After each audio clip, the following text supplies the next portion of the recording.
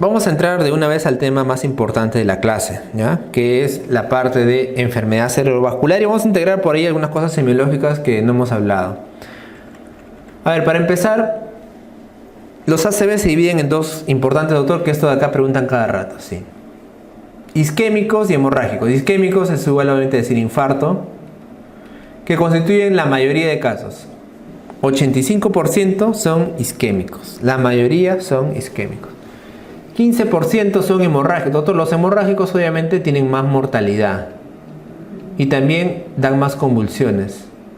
Pregunta de examen, obvio. Estos pacientes convulsionan más. Es raro ver a un paciente con un ácido isquémico convulsionando. El ácido hemorrágico convulsiona mucho más. Doctor, el ACV se le ha querido cambiar el nombre, ya no se le quiere llamar accidente sino enfermedad. ¿Por qué? Porque se dice que dicen que si es accidente, no, que el accidente no se puede prevenir, o sea que, sucedió, ¿no? Sucedió de un momento a otro. No. En realidad le dicen una enfermedad porque sí se puede prevenir.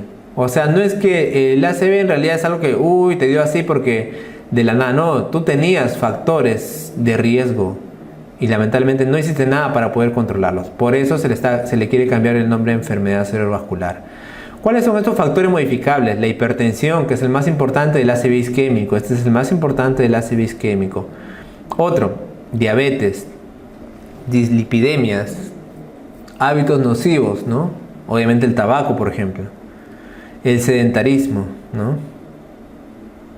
Bueno, se ha relacionado también los niveles incrementados de homocisteína, ¿no? Y el sobrepeso. Pero también existen otros factores no modificables, desde luego la raza, ¿no? Pacientes de raza negra, por ejemplo. La edad. Pacientes ancianos obviamente tienen mucho más riesgo. Y la genética también. ¿Ya? Entonces estos son los factores de riesgo que me pueden llevar a dar a cabo un ACV isquémico. Para hablar de un ACV isquémico obviamente tenemos que referirnos a una necrosis o muerte celular en el cerebro, ¿no? Una necrosis o muerte celular en el cerebro. También puede ser a nivel de la médula o incluso en la retina, como les digo, que se considera también.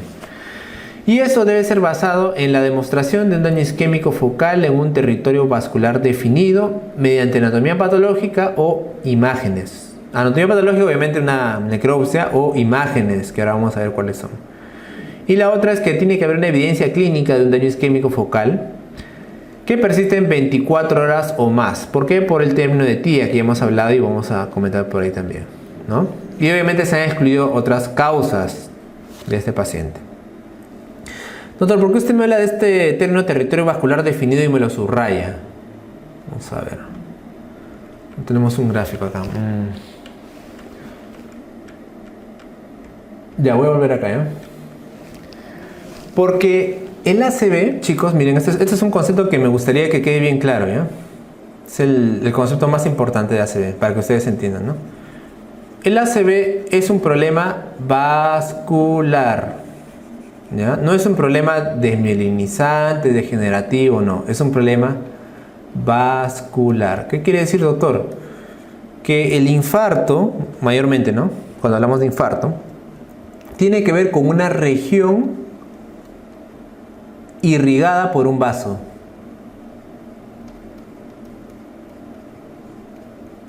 Por eso hablábamos, ¿no? De que, por ejemplo, la arteria cerebral anterior, ¿no? Que es una arteria que, como ustedes han visto en el polígono de Willis, ¿no? Viene por aquí hacia adelante, ojo, obviamente en la región anterior, pero también la arteria cerebral anterior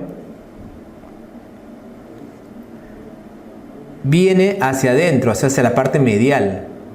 Esta de acá es la parte medial del cerebro, acá es el hemisferio, acá viene la otra parte. Entonces, la arteria cerebral anterior viene por acá adelante, doctor, y se mete al centro, o sea, entre los dos hemisferios, mira. Y por eso es que la arteria cerebral anterior irriga mayormente esta zona. Y en esta zona, ¿qué se encuentra? Según el homúnculo de Penfield, se encuentra el control motor del miembro inferior. ¿Ya? El miembro inferior. Lo que es el pie, obviamente, lo que es la pierna y el muslo. Entonces, estos pacientes, si tienen alguna alteración a nivel de este vaso, van a tener mayormente alteración en los miembros inferiores.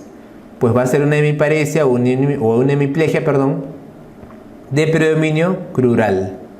De predominio crural de miembros inferiores. Muy bien. Doctor, y si la afectada más bien es la arteria cerebral media viene por acá. O sea, la arteria cerebral media viene a justamente irrigar toda esta zona. Entonces, por eso es que cuando hay un daño de arteria cerebral media, un infarto, vamos a tener una plegia o una paresia de tipo facio-braquial, a predominio facio-braquial. Este paciente va a tener dificultad al movilizar los músculos de la cara y los músculos del brazo. Facio-braquial.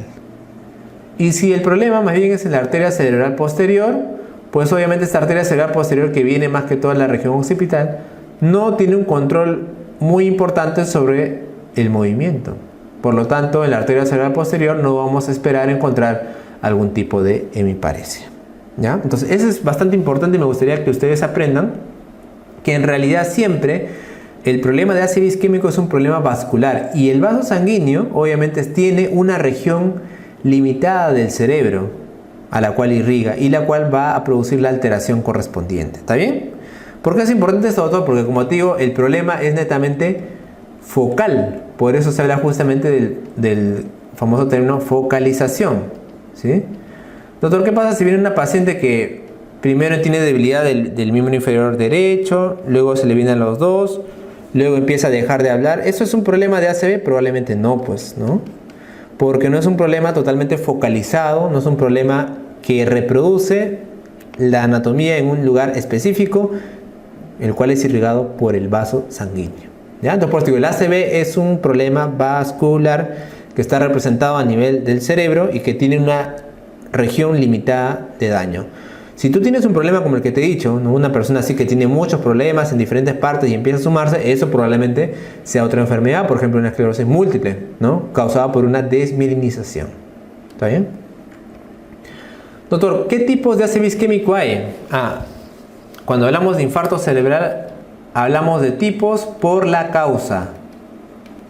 ¿Ya? Acá vamos a hablar de tipos por la causa. Vamos a hablar del aterotrombótico.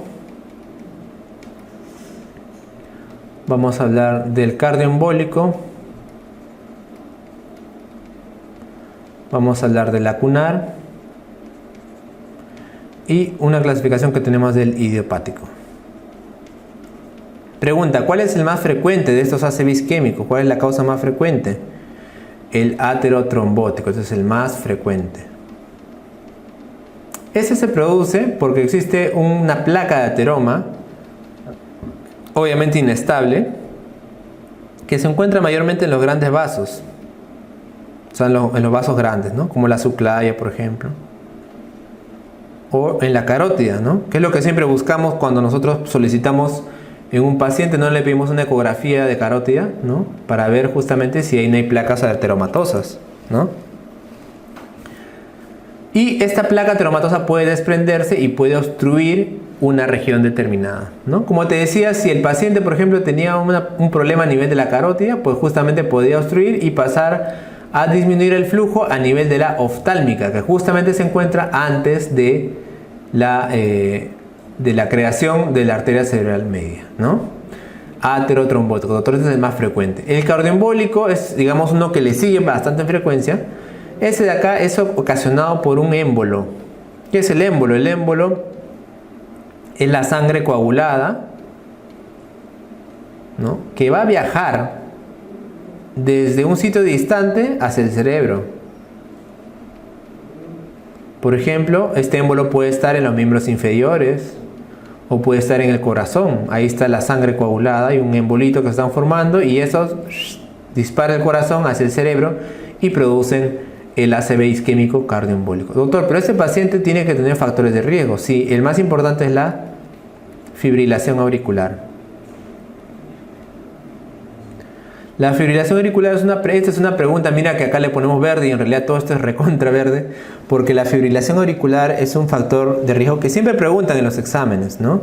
Paciente que viene antecedente de fibrilación auricular y que posteriormente tiene hemiparesia, ¿no? Del lado derecho, a predominio crural, pérdida del habla. ¿Cuál es el diagnóstico más probable? ¿Cuál es el origen? Es un ACV cardioembólico, porque la fibrilación auricular es una arritmia que va a causar justamente la formación de émbolos. Al corazón, cuando no se contrae adecuadamente, va a empezar a la sangre, alguna sangre que queda por acá, a coagularse y a formar émbolos, ¿no? Obviamente también los pacientes que tienen valvulopatías puede generar esto, ¿no? O pacientes incluso también que tengan condiciones de hipercoagulabilidad, ¿no? Como el síndrome antifosfolipídico. Estamos hablando de los tipos de ACV, ¿no? Dijimos aterotrombótico, que era el más común, ¿no? Estamos hablando del cardioembólico, me parece. Lacunar y el idiopático, ¿no?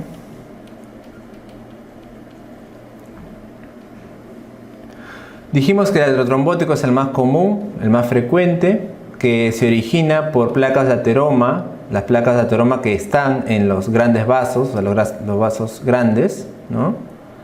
Como la subclavia, por ejemplo, en la misma carótida, ¿no? Y que es el más frecuente. El cardioembólico les dije que tiene que haber necesariamente factores de riesgo, ¿no? Como fibrilación auricular, que es el más importante, que obviamente va a ser que el corazón, al no contraerse adecuadamente, va a generar la formación de émbolos, ¿no? Estos émbolos van a viajar de lugares distintos, ¿no? Valvulopatías también, estados de hipercoagulabilidad, y van a ocasionar también una obstrucción de alguna arteria. Como ustedes ven, todos los daños siempre son obstrucción arterial de un determinado territorio. Doctor, diferencia entre el aterotrombótico y cardioembólico de manera clínica. En realidad, muchas cosas de lo que les decimos no se cumplen en la clínica de manera fidedigna, ¿no? Pero clásicamente se dice que el aterotrombótico, la instalación del cuadro es más progresiva. La instalación del cuadro es más progresiva. O sea, el paciente empieza a tener una sensación que le falta la fuerza, luego poco a poco se vuelve más evidente y el paciente pierde la fuerza, por ejemplo, del hemicuerpo derecho. En cambio, el cardioembólico dicen que suele ser más súbito, ¿no? O sea, que el paciente de un inicio tiene toda la sintomatología. No es que va poco a poco aumentando la sintomatología, sino de arranque le da toda la sintomatología, ¿ya? Esa es la diferencia, digamos, clínica. El abordaje del tratamiento es también algunas cosas diferentes, lo vamos a ver. El lacunar es cuando ocurre un infarto a nivel de las arterias pequeñas, ¿no? Las arterias perforantes, ¿no? No son las grandes, la arteria cerebral media, sino las pequeñitas, las que se encuentran a nivel de la corteza cerebral, las arterias perforantes, ¿ya? Y obviamente la fisiopatología se debe a un fenómeno que también en realidad, o sea, es un fenómeno más que todo anatomopatológico, no es algo fisiopatológico, sino se ve en los microscopios, ¿no? La lipohialinosis, ¿no? La lipohialinosis. Ya, la lipohialinosis, ¿no? De las arterias perforantes. Eso sí vino en una pregunta una vez. Y los cuadros lacunares normalmente son más larvados, ¿no? Son cuadros más larvados. Y lo más frecuente es que estos pacientes pues sí tengan alteración mayormente motora, ¿no? O sea, la manifestación fundamentalmente es motora, ¿no? Y se da mayormente en ancianos, ¿no? Los cuales han tenido infartos lacunares pequeños, ¿no? A veces que pasan desapercibidos y en algún momento ya les genera algún tipo de problema a nivel motor, ¿no? Y el idiopático es aquel que tiene causa desconocida, ¿no? Esa es la clasificación más importante de lo que es el ACV isquémico, ¿ya? Y por ahí les gusta preguntar más o menos cómo puede ser el origen de cada uno. Miren, ahora vamos a hablar de lo que es los tipos de ACV isquémico, mayormente en la parte de dependiendo del territorio vascular comprendido, ¿no? Que nos pueden preguntar también. Eso han preguntado poquísimo, pero también pueden hacerlo, ¿no? Para que un poco ustedes puedan definir un poco más. Primero, la primera regla es que siempre el daño cerebral va a dar una afectación de la fuerza muscular contralateral, ¿no? ¿Qué quiere decir? Que si el hemisferio dañado es el derecho, el paciente va a tener el problema de parálisis en el izquierdo y viceversa, ¿sí? Y viceversa. Doctor, ¿cómo se presenta un ACV? Mira, el ACV en realidad tiene muchos síntomas. El más importante es la pérdida de fuerza muscular, que es el que hemos estado hablando hace rato, ¿no? Pérdida de fuerza muscular.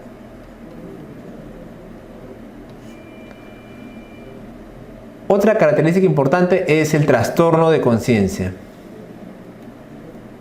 O sea, el paciente puede perder la conciencia puede desmayarse, puede estar un poco, digamos, dormido, estuporoso, ¿no? Trastorno de conciencia. El paciente también puede tener lo que es la asimetría, ¿no? Que se ve mayormente en el rostro, pues, ¿no? La asimetría facial, ¿no? La asimetría facial. Trastorno de conciencia, pérdida de fuerza. A veces, raramente, puede haber vómitos.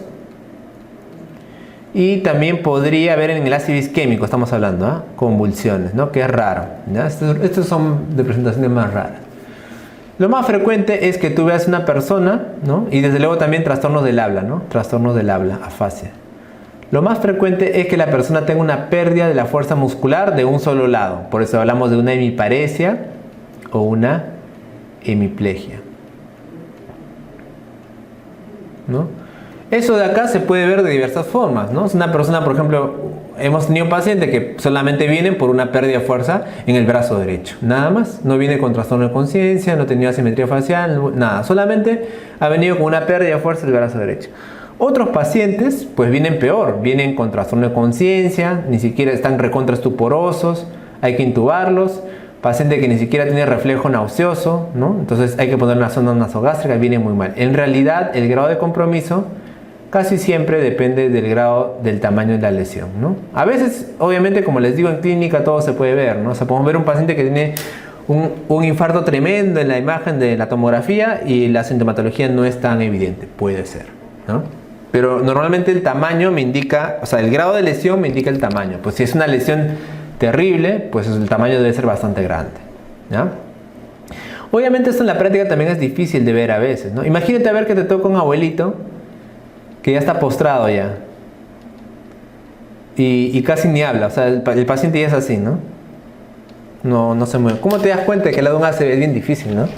Pero hay signos pues que nos pueden ayudar. Por ejemplo, imagínate que le dicen, el abuelito está viendo en el sofá su televisión y de un lado se va para un lado, ¿no? O sea, se derrama para un lado, imagínate, se chorrea el abuelito para la derecha. Eso puede ser una indicación, ¿no? ¿Qué otra indicación, doctor? Mira, es un abuelito que, como te digo, no se mueve, pero la técnica que lo carga siempre, a veces para bañarlo, dice de repente, doctor, el abuelito me pesa, o sea, pesa un montón el señor. Ahora lo levanto y me pesa. Ah, eso también puede ser por una parálisis. Ahí, digamos, obviamente un espectro, ¿no? Hay un espectro enorme de situaciones que acá yo lo estoy comentando para que le sirva en la práctica clínica, no solamente para el examen, ¿no? Pero es bastante importante. Entonces, a veces es bien sutil. Doctor, ¿cuál es el mayor diagnóstico diferencial? Quiero que usted me diga, o sea, ¿con qué me puedo confundir? Pregunta de examen. Acá tendría que tener un superfénix, ¿sí? No lo hemos puesto, pero... Hipoglicemia. Principal diagnóstico diferencial. Por eso que en realidad, ¿no? En algunas escalas de paramédicos de Estados Unidos está considerado siempre el dosaje de glucosa antes de poder tú, ¿no? Poner un código stroke, ¿no? Por eso, justamente por esos signos. Ok, doctor, entonces ya más o menos ya que sé los signos y síntomas, ahora quiero saber de dónde viene el problema, o sea, cómo ubico en la tomografía. Mira, la arteria cerebral anterior, como te había explicado, es una arteria que va hacia la parte anterior del cuerpo y también a la parte medial. Por lo tanto, lo que vamos a ver acá, como te dije, es una hemiparesia de predominio según el homúnculo de Penfield, de los miembros inferiores. Predominio le decimos crural. Crural. Uy, perdón, basta. Vamos a poner esto acá, ya.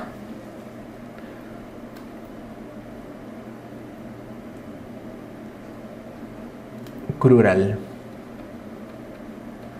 También a ese nivel justamente están lo que son los esfínteres, ¿no? En ese nivel alteraciones puede haber de esfínteres. Y otra cosa que también puede haber es cambio de conducta. ¿Por qué? Porque justamente está la región prefrontal que hemos hablado, ¿no?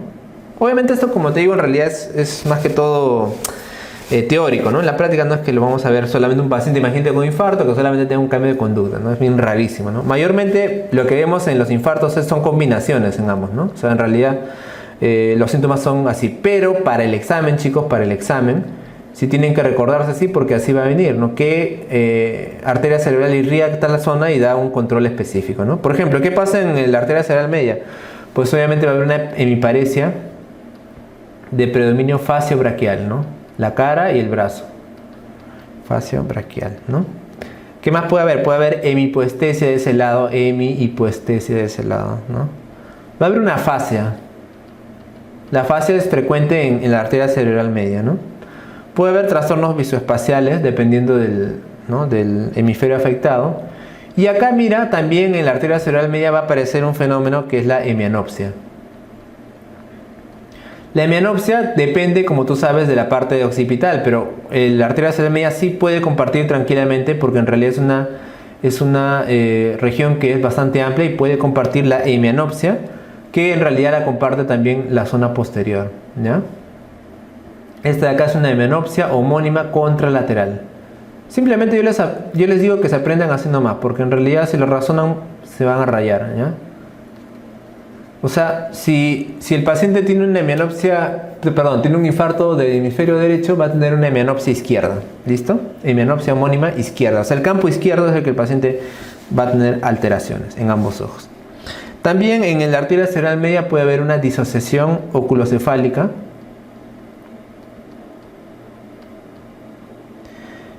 Y por acá digamos que nos faltó hablar de la alexia, ¿no? O sea, el paciente va a tener problemas para leer, ¿no? Obviamente en la parte posterior, ¿no? No va a tener problemas de escribir, pero sí va a tener problemas para leer.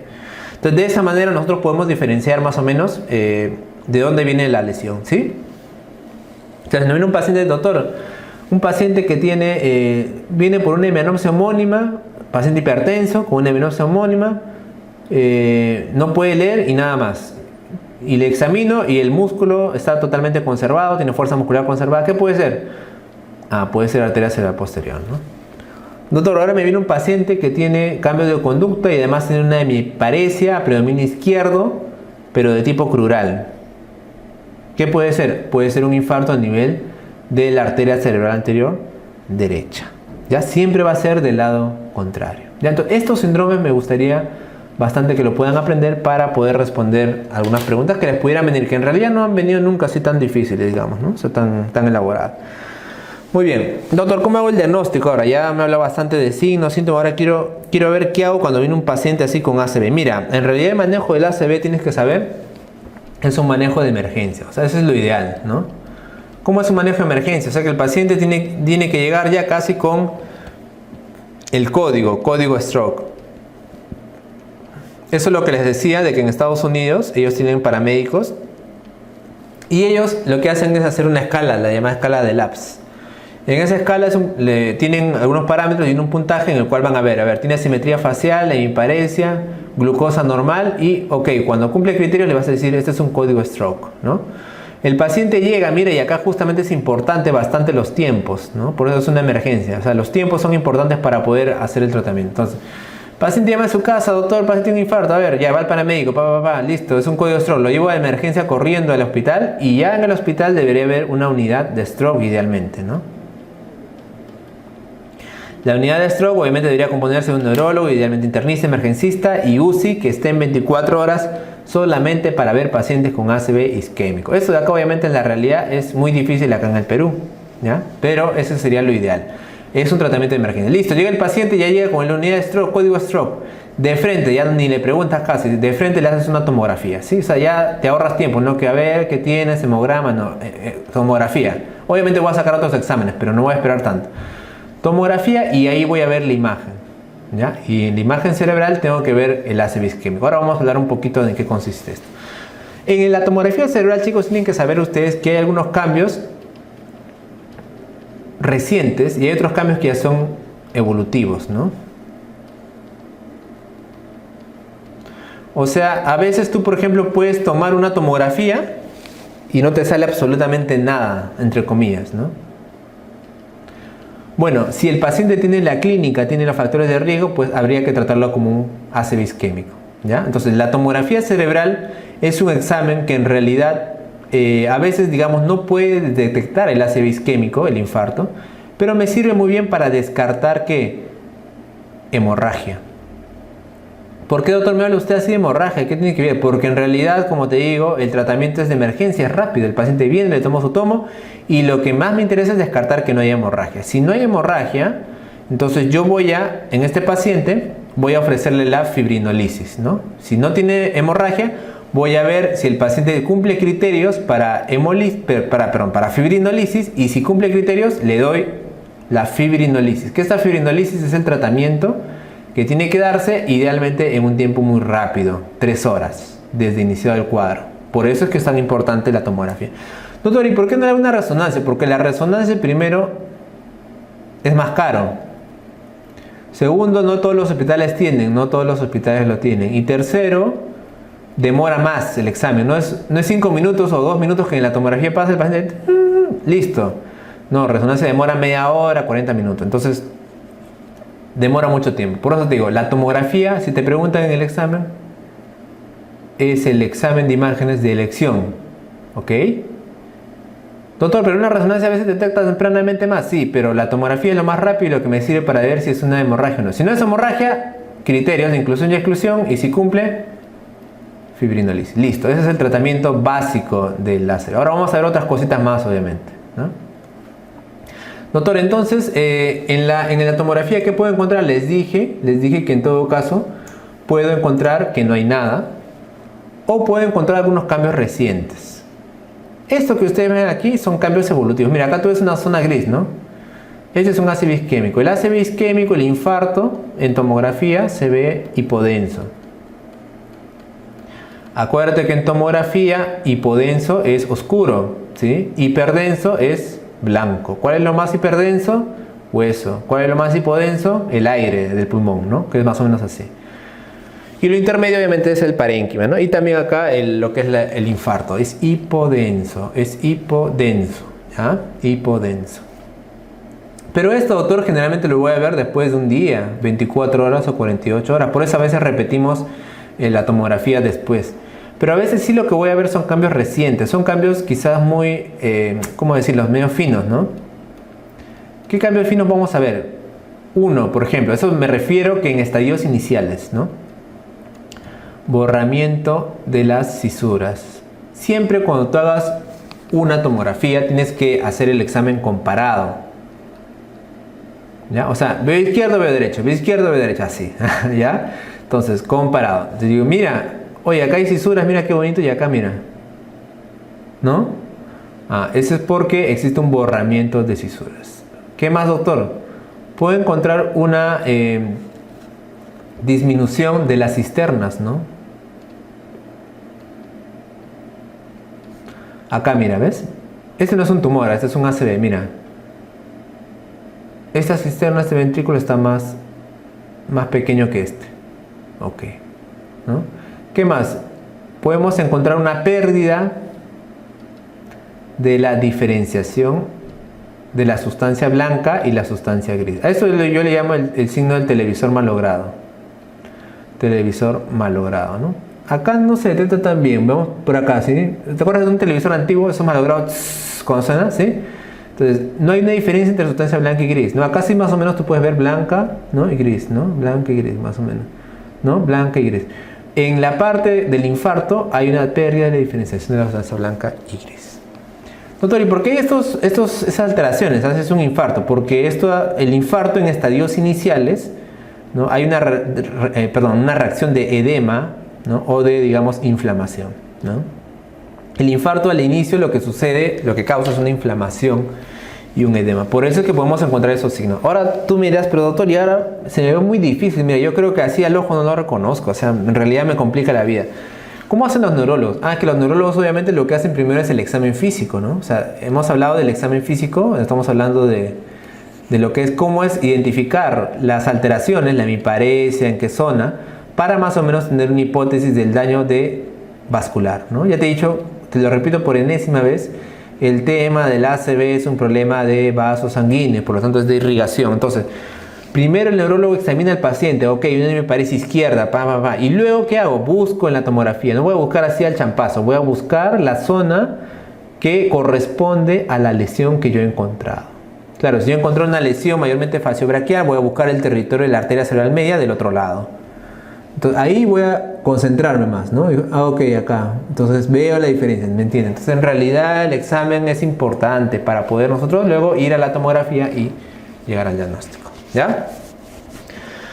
Doctor, la resonancia puede hacerse en realidad, o sea, podemos hacerlo la resonancia, ¿sí? En realidad, en los cuadros agudos, como te digo, efectivamente, sí, diferencia mejor, pero en la práctica no se utiliza, ¿no? Por ahí si hay dudas, quizás a veces, posteriormente, de un día a 2 días, ahí queremos ver bien si en realidad era un infarto, o por ahí quizás una neoplasia, que también a veces puede, ¿no? Puede causar algo así, o sea, en casos ya mayormente más finos, ¿no? La angiotomografía más que todo me ve imágenes vasculares, ¿no? Por ahí si quiero ver si hay un problema vascular que me pueda estar condicionando el ACV, ¿no? Y la arteriografía también tiene la misma función. Sin embargo, estos de acá más que todo me sirven en lo que es el ACV hemorrágico, como vamos a verlo más adelante, ¿ya? Pero ese es más o menos el abordaje de examen. Ahora, desde luego yo tengo que tomar otros parámetros, ¿no? Claro, doctor, ¿que le voy a tomar una tomografía nomás? No, pues no, desde luego vamos a tomar otras cosas, ¿no? ¿Qué le voy a tomar, doctor? Bueno, le puedes tomar obviamente un hemograma, un bioquímico, ¿no? Desde luego me interesa saber cómo está la hemoglobina, desde luego si hay una infección concomitante, porque a veces los pacientes con ACV tienen infecciones, principalmente neumonías, ¿no? Aspirativas. Un AGA si es posible, también para ver su estado oxigenatorio, si veo que me está desaturando, ¿no? Un perfil bioquímico, desde luego para ver la glucosa, si no le he tomado antes, ¿no? Como un rapid test, ¿no? Y también sería importantísimo y vital obviamente un electrocardiograma, ¿no? Para ver, ¿qué doctor? Si hay arritmias cardíacas, ¿no? Desde luego también voy a tomar una radiografía de tórax, como les digo, por ahí si hay sospecha de neumonía y desde luego otros parámetros, ¿no? Pero son los principales. ¿Qué es un TIA, doctor? Mira, como te digo, es un término que en realidad no se usa mucho en la práctica, no lo usamos, pero en los exámenes les encanta preguntar, ¿no? El TIA es el ataque isquémico transitorio, ¿no? Ha venido en los exámenes N veces.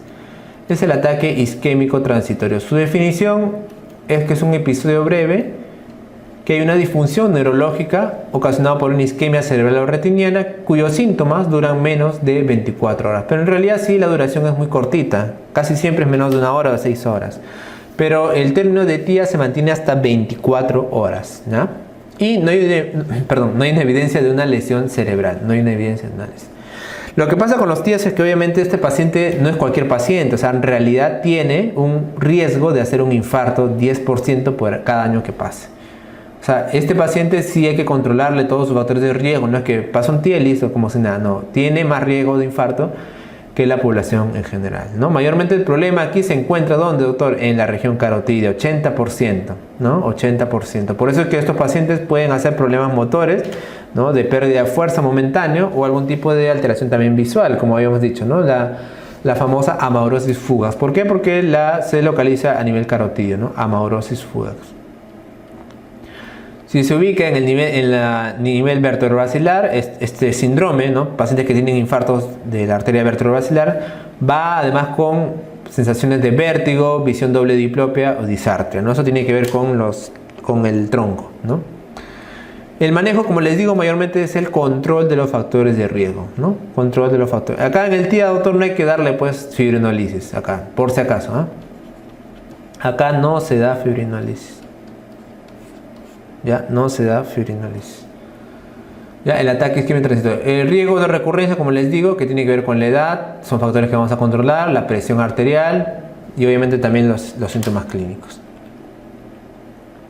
Miren, este cuadrito en realidad simplemente les traje para conocimiento, ¿ya? Porque en realidad no creo que nunca les pregunten que se acuerden todo eso, pero esta escala es la llamada escala NIS, ¿no? Es la escala del Instituto Nacional de Salud sobre la escala de stroke, que stroke es ACV isquémico, ¿no? Esta escala en realidad es una escala gigantesca, ¿no? Como ustedes ven, que evalúa varios parámetros, ¿ya? Varios parámetros. Evalúa, por ejemplo, lo que es el nivel de conciencia, ¿no? Evalúa, por otro lado, lo que es este nivel de conciencia lo vamos a evaluar. Podemos evaluarlo con una escala de coma de Glasgow simple, ¿sí? Podemos evaluarlo también preguntándole al paciente, ¿no? Dónde vivimos, qué edad tiene usted, por ejemplo, ¿no? Etcétera, etcétera, ¿no? Vamos a hablar lo que es la mirada conjugada, ¿no? Sobre todo los movimientos óculos cefálicos, ¿no? También vamos a evaluar lo que son los campos visuales, el problema mayormente de parálisis facial. Y mira tú que también evalúa, ¿no? Lo que es la parte de fuerza muscular, ¿no? Fuerza muscular, la parte que es de miembros superiores, la parte que es de miembros inferiores, ¿no? Luego también vamos a evaluar lo que es la ataxia, la sensibilidad, el lenguaje del paciente, disartria, etc. Entonces, si te das cuenta, es una escala de valoración. Acá vamos a poner obviamente, ¿no?, si está normal, hemianopsia parcial, hemianopsia completa. En realidad, como les digo, es una escala, pues, un monstruo, ¿no? Pero han preguntado por ahí más que todo los valores, y también me gustaría acá decirles que la escala NIS lo que me traduce más que todo es afectación, ¿no? Y la afectación, como les decía, ¿qué me traduce? La afectación me traduce casi siempre tamaño, ¿no? ¿Tamaño de qué, doctor? De la lesión, del infarto, ¿no? ¿Ya? Entonces, ¿por qué me es interesante esto? Porque esta escala, que digamos es relativamente reciente, o sea, no es una escala que se usaba desde hace años, me podría ayudar un poco a decidir quizás también de alguna u otra manera la fibrinolisis, ¿no? ¿Por qué? Porque cuando el NIS me sale muy poquito, imagínate que el NIS me sale menor de 4, ¿no? O sea, el puntaje me sale menor de 4. O cuando el puntaje me sale muy alto, por ejemplo, más de 18, más de 25, ¿no? Cuando me sale muy alto o me sale muy bajo, preferible no dar fibrinolisis. ¿Por qué, doctor?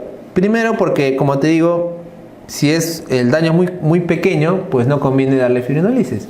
Como si fuera un TIA simplemente. O sea, no le voy a dar a un TIA fibrinolisis. No requiere, ¿no? Es un daño muy pequeño. Y si es muy grande, ¿por qué no le doy, doctor? Porque si es demasiado, o sea, es demasiado grande, probablemente la región afectada también sea grande. Y cuando la región afectada es muy grande, existe un riesgo de sangrado con la fibrinolisis. A ese fenómeno le decimos conversión hemorrágica. Doctor, la conversión hemorrágica es un trastorno que puede ocurrir al dar fibrinolisis en un ácido isquémico, incluso sin darlo a veces, sí. La conversión hemorrágica. ¿Y quiénes son los más frecuentemente afectados? Los que tienen más extensión, por eso les decía, del infarto. Si es un infarto que es grande, tiene más frecuencia, más probabilidad de una conversión hemorrágica. Y obviamente la conversión hemorrágica implica mayores problemas y mayor mortalidad, ¿ya? Así que eso, digamos, sería algo interesante que quería comentarles de la escala NIS. Doctor, queremos ir al tratamiento ya de una vez. Ok, mira, las medidas generales son importantísimas en esos pacientes, ¿no? O sea, en paciente con ácido isquémico, como te digo, paciente con ácido isquémico, me puede venir de diversas maneras. Puede ser un paciente, como te digo, que solo tiene un poquito de debilidad, y puede ser un paciente que no tiene el trastorno de estado de conciencia, no puede ni hablar, está casi desconectado. Si tenemos un paciente pues, que tiene un Glasgow menos de 7, podemos darle un soporte de la vía aérea y asistencia de ventilación, ¿ok? Paciente que puede tener compromiso muy extenso e incluso disfunción vulvar. Entonces, mejor estos pacientes se le intuba y se le conecta a un ventilador. Además, también podemos considerarle oxígeno suplementario. Esto es el manejo, digamos, del ABC. O sea, que todo paciente con AC debería llegar. Si es un paciente, como te digo, que viene tranquilo, despierto, ok, entonces, obvio esto, ¿no? Pero si no, tengo que darle todo este mantenimiento. Y luego ya voy a dar algunos tratamientos que van a estar encaminados a disminuir la zona de necrosis, ¿no? O sea, doctor, hay algunas situaciones que pueden hacer que mueran más neuronas. Sí. ¿Cuáles son ellas, doctor? La hipertermia. Si el paciente tiene fiebre, le bajas. Doctor, pero no, le bajas porque la temperatura alta va a ocasionar más muerte. Y ahorita estamos obviamente en un estado en el cual las neuronas están cayendo.